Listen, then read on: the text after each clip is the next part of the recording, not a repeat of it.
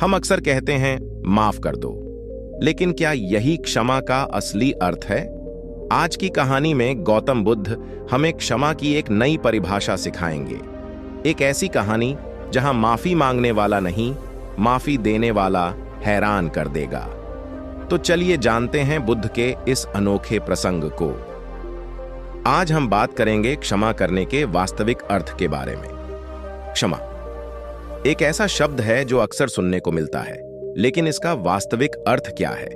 क्या क्षमा करना केवल इतना ही है कि हम किसी गलती को माफ कर दें, या क्षमा करने का कुछ और भी गहरा अर्थ है?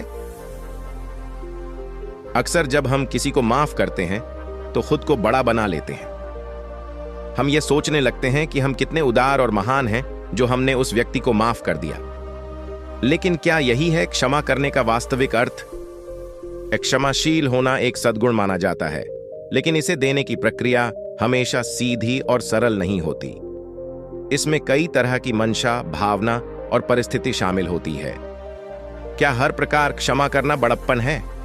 चलिए जानते हैं गौतम बुद्ध के इस प्रसंग से। एक व्यापारी का बेटा रोजाना बुद्ध से सत्संग सुनने आता था। इससे उसके पिता बहुत नाराज हो गए, क्योंकि उन्हें लग रहा था कि उनका बेटा काम धाम छोड़कर सत्संग सुनने में अपना समय बर्बाद कर रहा है। व्यापारी को समझ नहीं आ रहा था कि वह अपने बेटे को वहां जाने से कैसे रोके।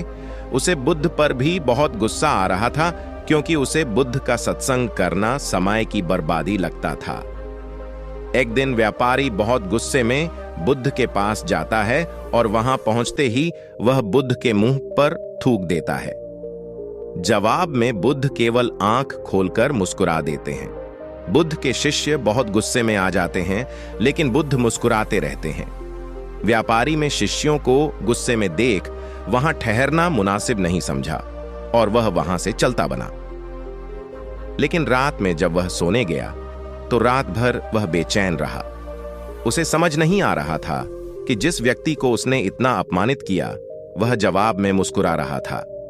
वह व्यापार में आज तक इतने लोगों, बुद्धिजीवियों से मिला है, लेकिन किसी ने अपमान के बदले में ऐसी मुस्कुराहट नहीं दी।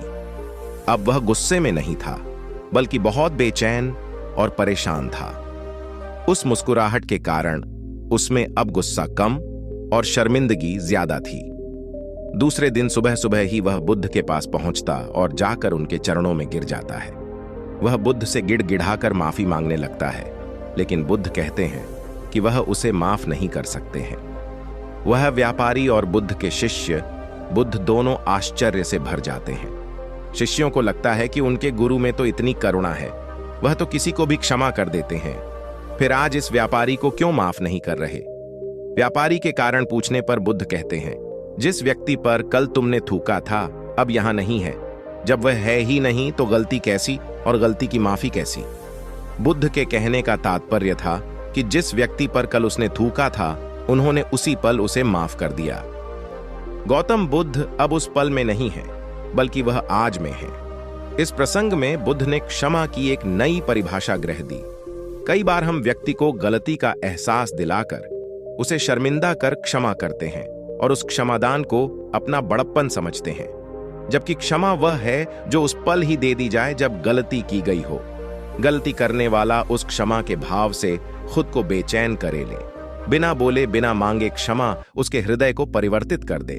दोस्तों, क्षमा का यही असली अर्थ है। यह न तो बड़प्पन है और न ही बदले की भावना। यह सिर्फ दूसरों के प्रति दया और करुणा का भाव है। क्षमा देने से न सिर्फ सामने वाले का बोझ हल्का होता है, बल्कि क्षमा देने वाले के मन में भी शांति का अनुभव होता है।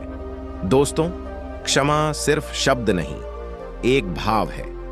ये कहानी हमें सिखाती है कि माफी तुरंत देनी चाहिए, ताकि सामने वाले के दिल का बोझ हल्का हो और हमें भी मन की शांति मिले। अगर आपको ये कहानी अच्छी लगी तो वीडियो को लाइक करें और चैनल को सब्सक्राइब कर लीजिएगा। साथ ही कमेंट में बताएं कि आप क्षमा के बारे में क्या सोचते हैं। धन्यवाद।